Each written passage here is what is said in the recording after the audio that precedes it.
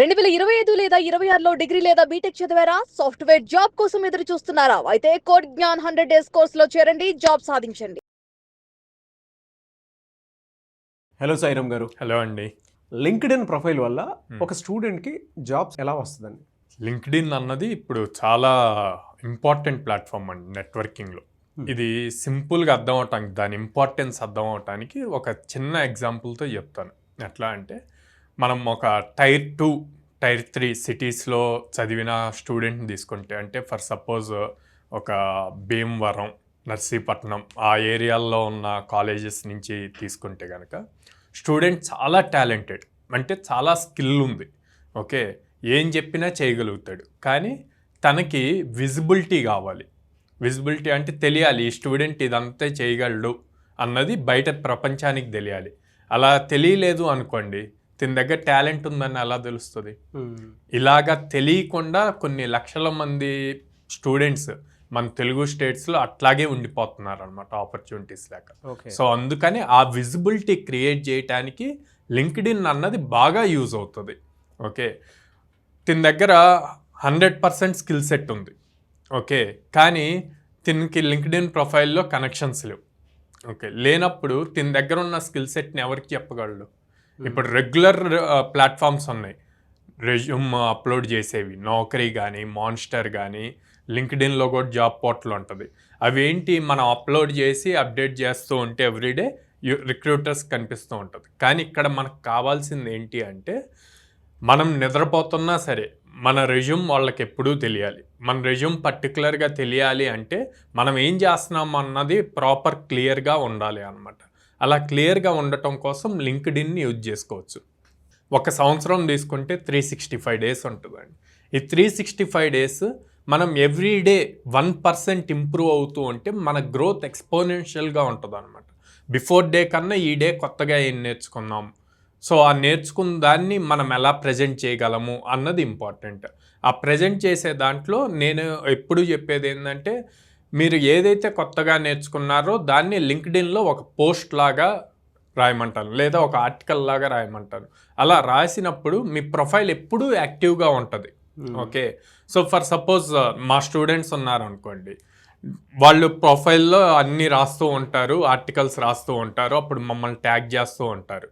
So tag చేసినప్పుడు నా ఫీడ్లో, నా న్యూస్ ఫీడ్లో అది కనిపిస్తుంది. ఆ ఆర్టికల్ కనిపించినప్పుడు నేను చదివి దానికి లైక్ ఆర్ కామెంట్ చేస్తే, నేను ఎప్పుడైతే లైక్ ఆర్ కామెంట్ చేస్తాను, నా నెట్వర్క్లో ఉన్న హెచ్ఆర్స్కి, సిఈఓస్కి ఆ ప్రొఫైల్ కనిపిస్తుంది.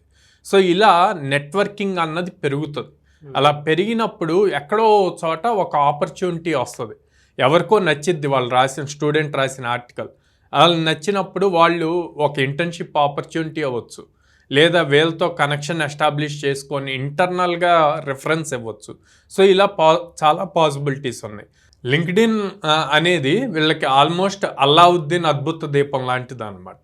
ఓకే, సో దీన్ని వీళ్ళు ప్రాపర్గా యూజ్ చేసుకుంటే నెట్వర్క్ని బాగా పెంచుకోవచ్చు. కానీ అందరు స్టూడెంట్స్ ఏమనుకుంటారంటే, నాకు 100 కనెక్షన్స్ ఉన్నాయి, 200 కనెక్షన్స్ ఉన్నాయి.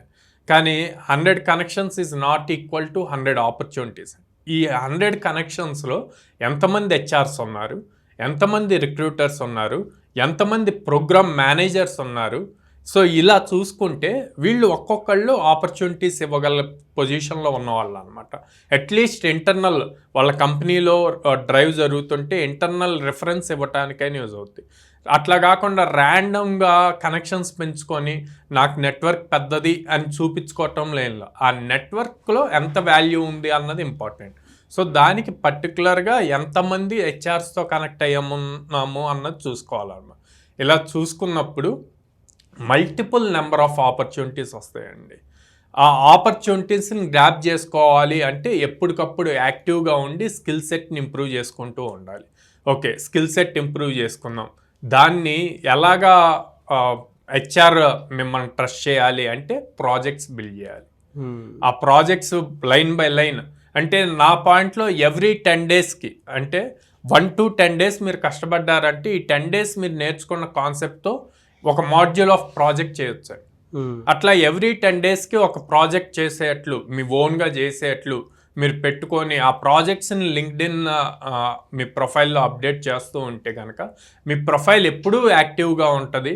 అండ్ మీకు తెలియకుండానే ఒక సెర్టైన్ పాయింట్ ఆఫ్ టైంలో మీరు రాసే ఆర్టికల్స్ కానీ ఏదో ఒకటి క్లిక్ అవుతుంది. ఆ క్లిక్ అయినప్పుడు మీకు బోల్డ్ అన్న ఆపర్చునిటీస్ తీసుకొస్తుంది. అంటే ఏ ప్రాజెక్ట్ అయినా సరే, లేదంటే వీళ్ళు రాసేటువంటి కోడింగ్ని కొత్తగా రాసేటువంటి విధానం చూసినా సరే డెఫినెట్గా కనెక్ట్ అవుతారంట.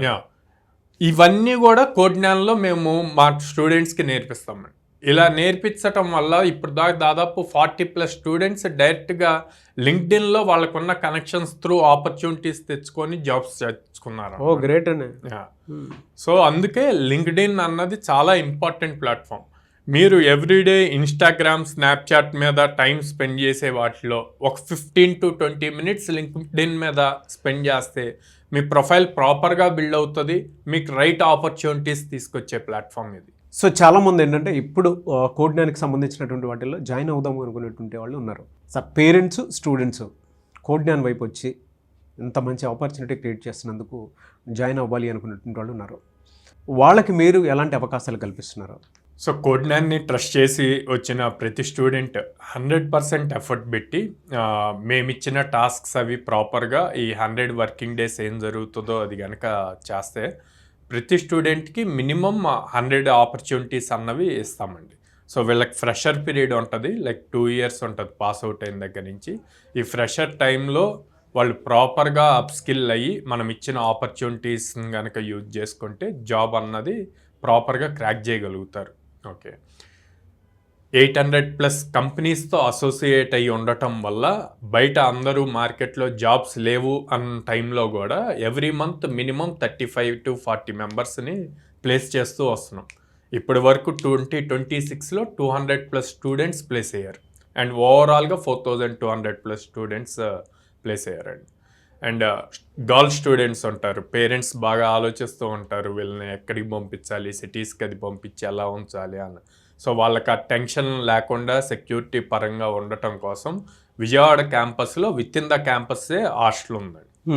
అండ్ ఎక్కువ మంది స్టూడెంట్స్ బిలో మిడిల్ క్లాస్ నుంచి, ఫార్మర్ బ్యాక్గ్రౌండ్ నుంచి ఉంటారు కాబట్టి వాళ్ళకి ఫీజు అన్నది బర్డెన్ అవ్వకుండా ఉండటానికి నో కాస్ట్ ఈఎంఐతో 0 డౌన్ పేమెంట్తో ఫీజు ఆప్షన్ ఉందండి. వీళ్ళు 6 months కానీ 8 months కానీ 10 months కానీ చూజ్ చేసుకొని ఫీజు పే చేయొచ్చు. సో ఇవన్నీ కూడా ప్రొవైడ్ చేస్తాం. డెఫినెట్లీ అండి. Thank you so much Sairam గారు. థ్యాంక్ యూ అండి.